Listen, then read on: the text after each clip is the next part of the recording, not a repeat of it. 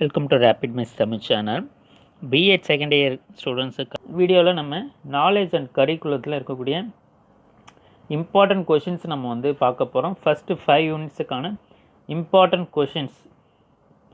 So இதில் பார்த்திங்கன்னா நம்ம இந்த நாகராஜன் புக்கை ஃபாலோ பண்ணி தான் நம்ம இந்த கொஷின்ஸ் எடுத்திருக்கோம்.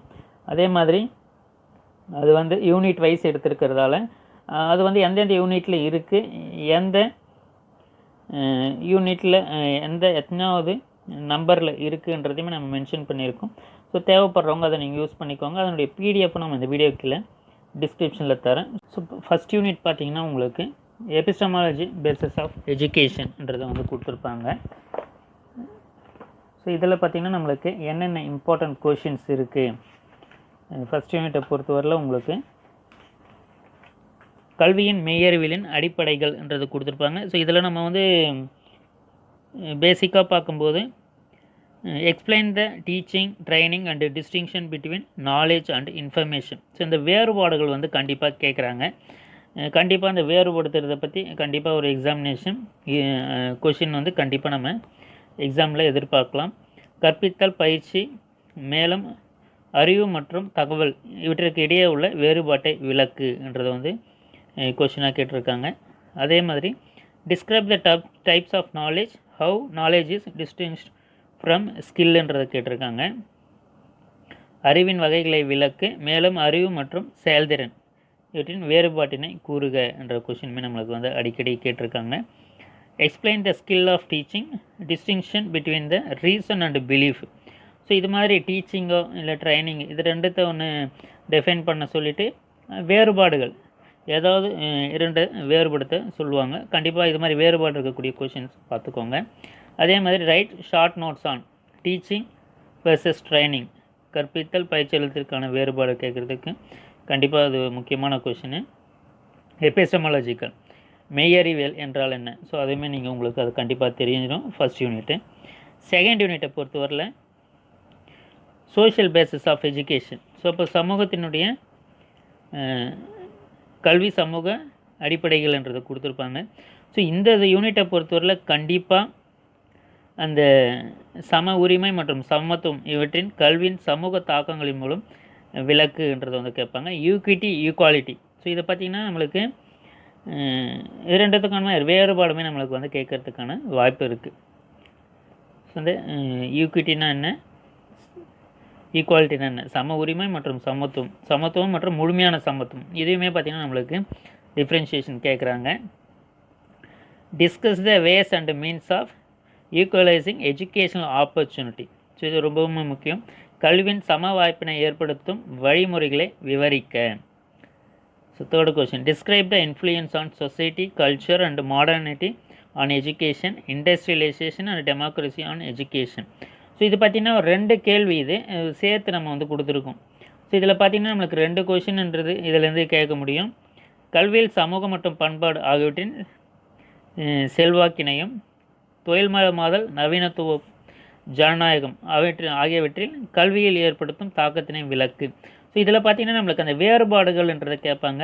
நவீனத்துவம், நவீனமயமாதல் இவற்றிற்கான வேறுபாடு, மாடர்னிட்டி, மாடர்னைசேஷன் அது வந்து கண்டிப்பாக தெரிஞ்சிருக்கணும். அதே மாதிரி தொழில்மயமாதல்ன்றதுமே நம்மளுக்கு இதிலேருந்து தெரிஞ்சிருக்கணும். நவீனமயமாதல், தொழில்மயமாதல், இண்டஸ்ட்ரியலைசேஷன். ஸோ இதையுமே நீங்கள் தெரிஞ்சு வச்சுக்கோங்க.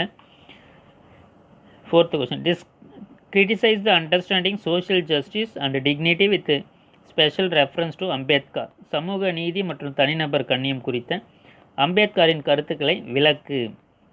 ஸோ இதுவுமே நம்மளுக்கு வந்து ஒரு முக்கியமானது. Discuss the understanding education relation to modern values. மதிப்புகளை பற்றி விவரிக்கிறது. நவீன மதிப்புகளை தொடர்புபடுத்தி கல்வியை புரிந்து கொள்வதை பற்றி விவரின்றது கொஷினு. ஸோ அதுக்கு அடுத்தது பார்த்திங்கன்னா தேர்ட் யூனிட், குழந்தை மைய கல்வி. Explain child centred education thoughts of John Dewey and Plato. இந்த ஜான் டூயினுடைய கருத்துக்களை தான் பார்த்திங்கன்னா தொடர்ந்து கேட்டுக்கிட்டே இருக்காங்க. ஸோ அதில் ஜான் டூயி மற்றும் பிளாட்டோவினுடைய குழந்தை மைய கல்வியை வந்து கண்டிப்பாக படிச்சுக்கோங்க. அதே மாதிரி குழந்தை மைய கல்வி பற்றி 3 இந்திய கல்வி தத்துவ அறிஞர்களின் கருத்துக்களை பற்றி விவாதி. ஸோ அப்போ இதை வந்து நீங்கள் இப்போயே அதை கண்டுபிடிச்சி வச்சுக்கோங்க.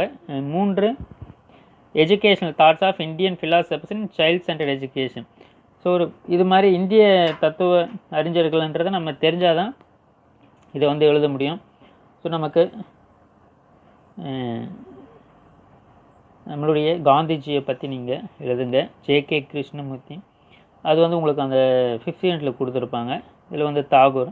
ஸோ இது மாதிரி எந்தெந்த ஆத்தர்ஸ் இருக்காங்கன்றதை முதல்ல பார்த்து வச்சுக்கோங்க. Describe the educational thoughts of Tagore and special reference to aims of education, curriculum and method of teaching. கல்வியின் நோக்கங்கள், கலைத்திட்டம், கற்றல் கற்பித்தல் முறைகள் குறித்து ரவீந்திரநாத் தாகூர் கல்வி தத்துவ கருத்துக்களை விவரி. ஸோ 4th பார்த்தீங்கன்னா explain the views of Plato on activity, discovery and dialogue in education. கல்வியில் செயல்பாடு, கண்டுபிடித்தல் மற்றும் உரையாடல் குறித்த பிளாட்டோவின் கருத்துக்களை விவரிக்க. 5th question describe the briefly the education philosophy Martin Buber. So இதில் பார்த்தீங்கன்னா நிறைய ஆத்தர்ஸ் நம்மளுக்கு 3rd யூனிட்டில் ஃபுல்லாகவே ஆத்தர்ஸ் தான் கொடுத்துருப்பாங்க. ஸோ அதில் குழந்தை மைய கல்வின்னு கேட்டாங்கன்னா குழந்தை மைய கல்வினா என்னன்றதை முதல்ல எழுதிட்டு அதுக்கப்புறமா நீங்கள் அந்த எஜுகேஷன் ஃபிலாசபி கல்வி தத்துவ கொள்கைகளை விவரிங்க. ஸோ அதே மாதிரி நீங்கள் இந்த 5 யூனிட்டில் எந்த யூனிட்லேருந்து நீங்கள் எழுதுனா ஈஸியாக இருக்கும்னு பார்த்தீங்கன்னா, ஃபஸ்ட் யூனிட் ஈஸியாக இருக்கும், ரொம்பவுமே ஈஸியாக இருக்கும் உங்களுக்கு. 4th யூனிட் ஈஸியாக இருக்கும், 5th யூனிட் ஈஸியாக இருக்கும். 3 யூனிட் பார்த்திங்கன்னா உங்களுக்கு ரொம்பவுமே ஈஸியாக இருக்கும். ஸோ இதில் 4th யூனிட்டில் பார்த்திங்கன்னா நம்மளுக்கு distinguish between nationalism and secularism, தேசியவாதம் மற்றும் மதச்சார்பின்மை இவற்றுக்கு இடையே உள்ள வேறுபாட்டை விளக்கு.